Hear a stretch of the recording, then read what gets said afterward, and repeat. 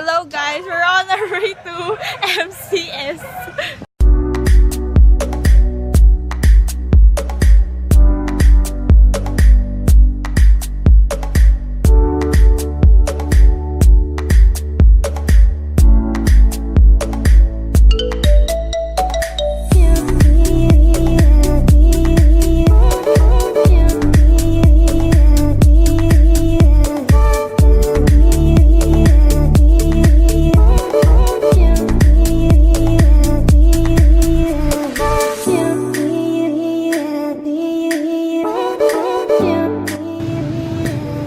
Hello guys! Nandito na po kami sa MCS.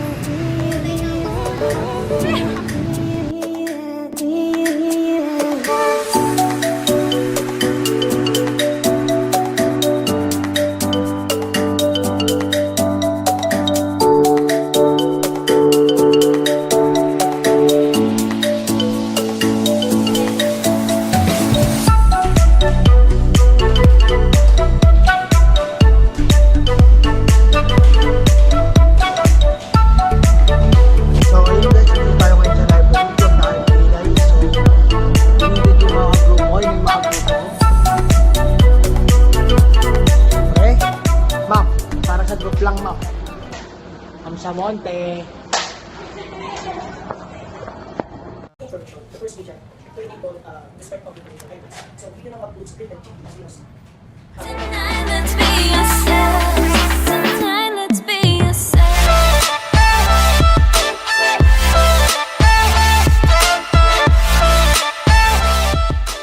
Good morning, sir. We would like to conduct an interview about how media affects the society.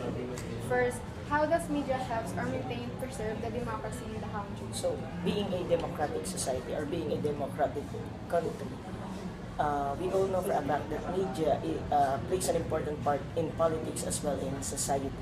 Now, first part is being elected or getting elected. Most of the candidates utilizes campaign ads, jingles, and so on to get elected into the position they want to.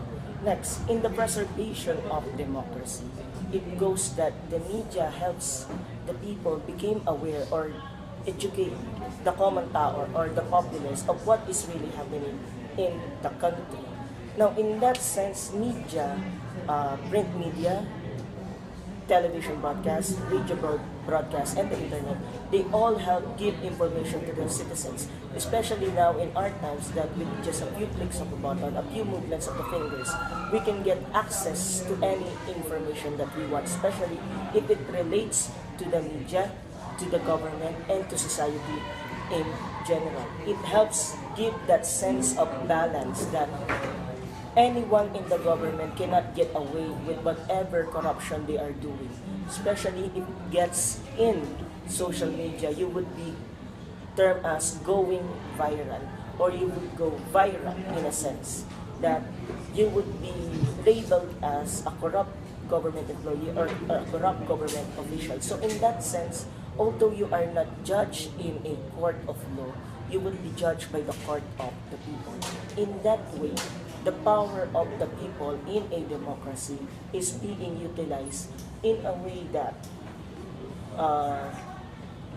you are judged by norms in the society, not by law itself, but in a way to preserve democracy is to empower the people, and that is the main avenue or the main purpose of media in our country today, to inform the people. You cannot go a day without ever noticing what is happening around. When you wake up, you would hear the news from the radio. When you go to school, you would hear it or you would read from it in the newspapers. And when you go home again at night, you would watch it in the nighttime news. So in this sense, it's a counterbalance as well as avenue for information. It's a counterbalance besides the one that we have already in our government. It preserves democracy that when too much power is concentrated on the government, through the media, people will get informed, and it would be like another people power revolution wherein the people would act on their own based on the information they get from the media outlets. You as a person, do you still trust everything that you see here on the social media? Okay, so I had this experience way back in relation to that. That one of my friends posted, don't believe everything you see on Facebook, especially if it has a picture and a caption attached to it. I mean, not all things with a picture and a caption is automatically true. I mean, anyone can edit any content in the internet. Now, if you're asking me as a person if I believe anything I see or read on the internet, then definitely no. I do not believe everything because I know for a fact that there are fake news or ambiguous things in the internet, especially the social media, Facebook, Twitter, etc., etc. Now, what do I do as a responsible citizen if I do not believe everything I hear, heard, or read on social media? I try to counter-check it, and I try to clarify, and that should be the objective of everyone. You need not believe everything you see in this social media, but rather you as an individual, as a responsible citizen, you need to counter-check everything. You do not believe that when a Facebook or a Twitter user posted there would be class suspension tomorrow due to strong winds, etc., etc. Automatically, you would go jubilant and shout, yes, walang pasok bukas. You should not do that. Besides, you should check with the school officials first. You should check the news itself. You should check official websites of different government institutions to really know if there are such news. Now, we have this experience way back that they said that this particular date is a holiday, where in fact the memo coming from Malacanang indicates that as a holiday for the previous year. So in that sense, it was spread throughout social media that tomorrow we would have no class, we would have no work, but actually that memo dated last year. So what am I getting to the bottom at? I am saying that I do not believe everything I say. I am a responsible netizen, that I counter-check everything I see. I do not take everything face value. Next question. Is the media biased about the information they process or release for the public during this Duterte administration? Okay, so for that question, we can never truly give an honest side to that. Why? As much as Duterte saying profanities or saying insanities in front of the camera, there would always be people behind him who want to say that hindi naman yan yung gustong sabihin ni Duterte. Kumbaga, in context lang. Now, if we are talking of bias, then it's not bias, it's just their job to euphemize whatever the president is saying. They are there to, how do we say this? They are there to make the ugly beautiful. They are not biased. They are doing this for the sake of the government and for the sake of the people. Why? If you take everything Duterte says literally, then of course you will be definitely offended. Now, they are trying to do this not to become biased, or they are not doing this to favor Duterte every time, but rather to make sure that the people really understand what Duterte is trying to say. Because some of us can never really read between the lines or think critically for ourselves. Now, if you are saying that if there are certain aspects that it seems biased, then it is. That's their job. It's their job to make it look biased. Why? There need be one side in order for another side to appear. Why did I say that? There needs to be an administration for there to be an opposition. So you could get both sides of the story. You would only get one side, that is what you will believe. Then you will hear this one, you will contradict it. So it is done not to be biased, but rather to give the people different perspective on a single issue. If you take everything you hear out of this official's mouth, then definitely Duterte to you would look like a god. But if you hear other comments saying otherwise, then to you Duterte would appear demonic. But if you choose to hear both sides, then Duterte would appear as a normal human being who is prone to make mistakes. So if you are asking if it is biased, it is in a way, then it is not. It is bias that they are trying to make Duterte look good. It is not bias because it is their job to do so. For the next question, can the social media changes the way we use our democracy, and if ever, how? Okay, so social media. We know for a fact that the Philippines is the Facebook capital of the world, so to speak, or the social network capital of the world. Now, does it change the way we use democracy, or does it change the way we utilizes our democratic powers? No, because there is always power in numbers. And that is the primal goal of democracy, to have the numbers on your side and to have the power on your side. There is power in numbers. If enough people are willing to partake or to participate in a certain issue in social media, then definitely the pressure would be on. Definitely democracy will not change immediately, because democracy is in fact of numbers. It is always and has been of numbers, of the number of people willing to participate in any political or social issue. So if you take your concern to social media and have a simple show of hands, show of support, show voting procedure, then you are simply getting a majority vote. You are simply getting numbers on your side. So does it change our democracy or the way we use our democracy? As of now, no. Still, democracy is all about numbers. Facebook is about getting this support in numbers. For the next question, how can media change how we view our democracy? Okay, so how can social media help change our view of democracy? Now, social media or any media for that matter always change our view from either to the positive or to the negative in relation to the government. Why? Why did I include the government in this statement? It is because democracy is directly related to the government, because democracy in a way created this so-called government.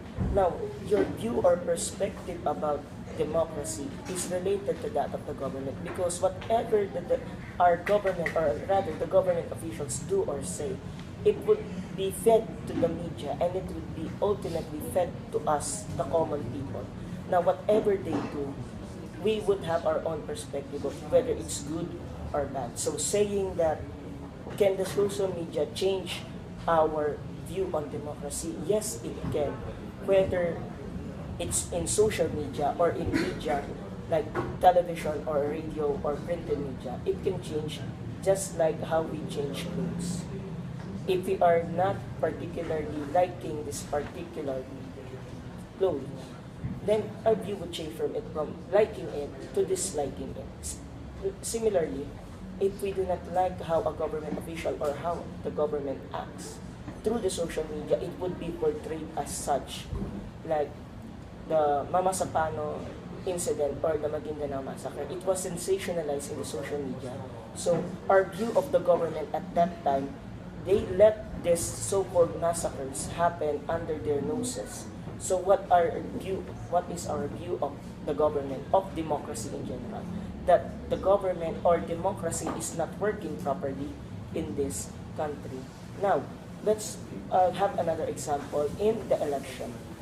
Duterte promised change. So it was reflected in social media as something positive. That is why social media became then an outlet for these candidates to give their voice to the people or give their platform to the people, which later on ultimately propelled Duterte to the presidency. That then changed our view of democracy and government from the negative down to the positive. So yes, social media can change our view of democracy to the government. Morning, sir. Are you ready to the next question, sir? Let's go. Ready na daw siya, guys. Does the government affect the information that is released by media, and how? Okay, so definitely the government manipulates or controls the information being fed to the public through social media or media in general. Why? though we do not have censorship here in the Philippines, there are strict or rather unwritten protocols of what and what not to be released in the media. For example of this, critical information about military operations or police operations. This should not be released to the media, so it is being withheld by the government, more importantly by the law enforcement entities. Now, what are the other things that are being withheld by the government? Critical informations about politicians, about government transactions. Although these are required to be later released through the Freedom of Information Act, as of now, the government is doing what... Okay, so going back to the topic, there are certain things being withheld besides these critical informations. There are also informations being withheld, such as it to protect the people and the government itself. Critical information such as information about the politicians, information about famous celebrities, information about our connections outside or external affairs. These are the things being withheld, and even some of the sensitive information that may be viewed as indecent or inappropriate. So we usually see this in the form of being pixelated or decolorized or being censored altogether. So such things such as morbid scenes of killing, of indecency are being censored by the government in favor of the people. Why? Again, it is viewed as indecent or inappropriate. So, in a way, information definitely is being controlled by the government, but for the sake of the people. And not all of this information is being controlled. Only those that play a vital role in our nation's national security and the security of the people are being withheld.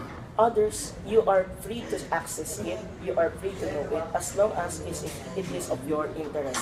It is not on a need to know basis. Okay, thank you. Next question, sir. Does media or press affect the quality of information received by the society in Marcos era? Okay, so when we talk of the Marcos era or the martial law period, definitely the quality of information or the quality of the knowledge being received by the people is in fact limited.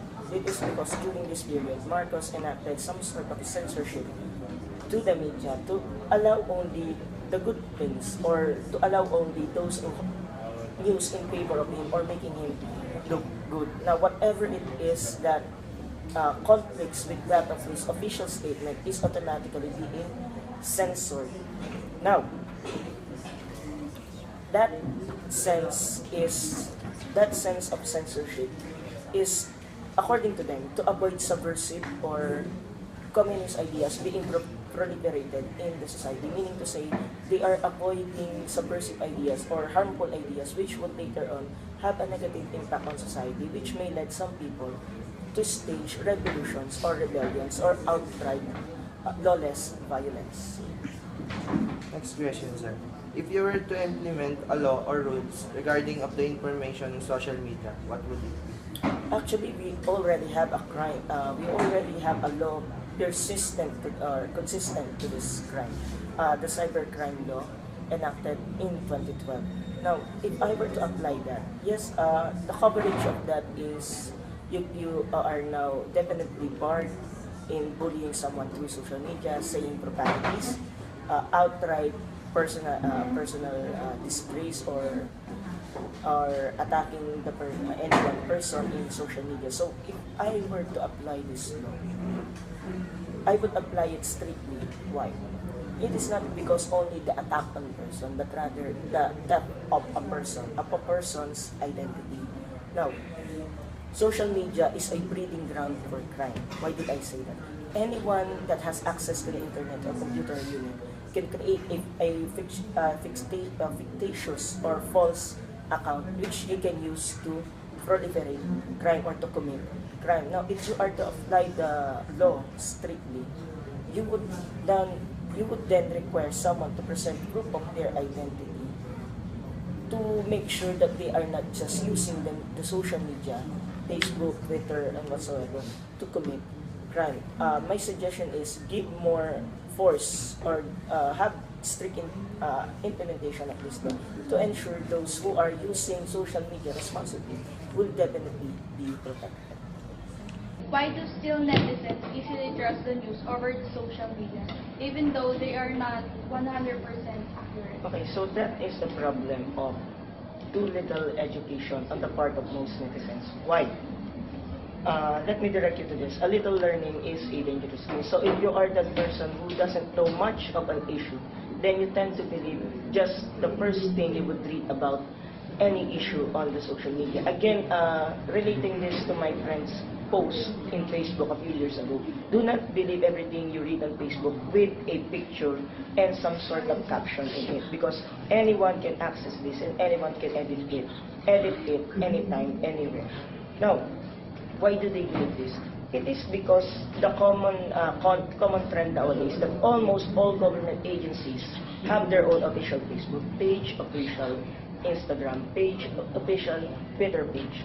Now, if someone were to create a post and tag or link it to one of these government sites, then it would look official even though it's not. Now, the problem with that is most people nowadays, they do not tend to scrutinize or they do not tend to clarify or go beyond what is already posted in social media. They take whatever they read or see point blank. They do not they do not sought clarification for this kind of things. Now, what would be the remedy to that? Actually, that is a hard issue. Why? Again, anyone can make an account, can make a page, and post whatever he or she likes. And no one would be the wiser who to blame. You cannot immediately trace this because you then have to go through legal and technical procedures just to apprehend the culprit. Now, what is the lesson in this? Be a responsible netizen. Be a responsible reader. Try to go beyond what is written. Try to read between the lines, so to speak. Is the article I am reading actually accurate? Who posted this? What credibility does he hold to say such things? Now, at the end of this, if you are not satisfied, then disregard it until you find proof that what the post is claiming to be is actually true. What are your opinions, or give some encouraging words for the netizens? Okay. Though I am not an authority on this, I am the kind of person who does not usually hang out on social media. I have not made myself present in social media for quite some time now. But my opinion or my word of advice is this: be responsible. That's it. Be educated, not through social media, but through life experiences. Because whatever you would encounter in the social media, it's rather a distorted experience of the person posting it. It might be exaggerated, it might be incomplete. So be responsible. Educate yourself, not through social media, but through life. Through everyday encounters with people you think are wise. Do not believe everything you see in Facebook. So thank you, sir, for allowing us to interview you, and it may consume your time, but you tend to share your knowledge to us. So thank you, sir. I love you.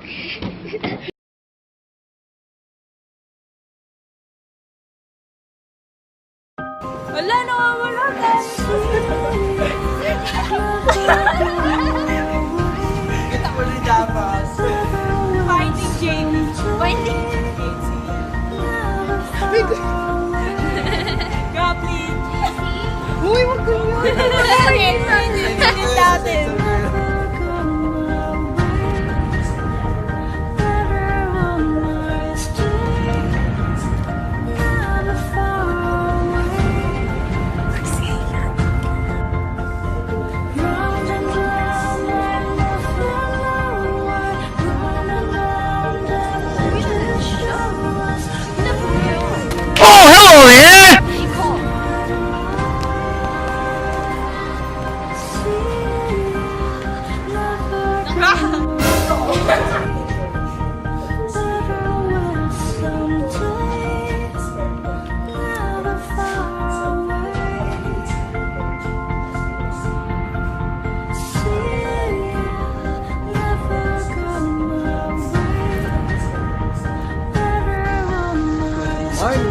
ganyan na siguro hindi makakapag po. So, late na naman ako. So, na. So, yun nga pala, no? Shoutout sa mga nanonood yan. So, gagawa kami vlog bukas. So, matutulog na ako. Kaya tayo bukas sa mga mawari. Bye.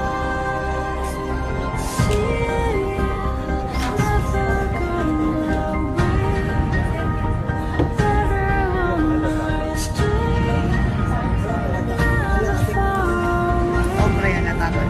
Hindi. Sige, tinong ako. Wala, ganun din.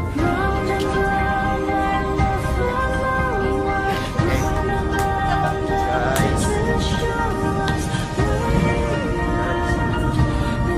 Guys.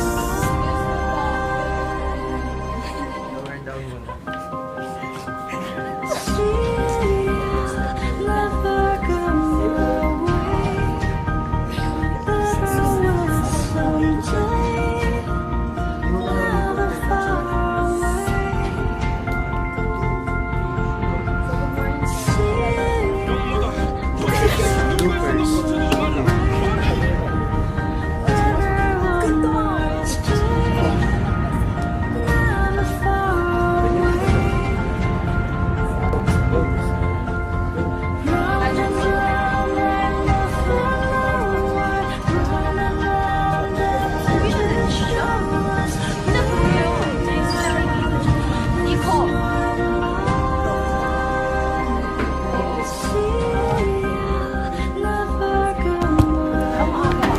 Go.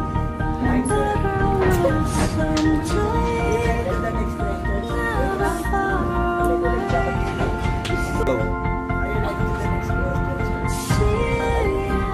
Wait lang. Wait lang doon. Huwag ka muna magsalita pag nag-go. Okay. Game ulit. Sabay na sabay kasi. 1, 2, 3. Ulit na, wala kang sinabing go. Kala ko ba ikaw? Oh, sige na. Oh, okay. 1, 2, 3, go. Morning, sir.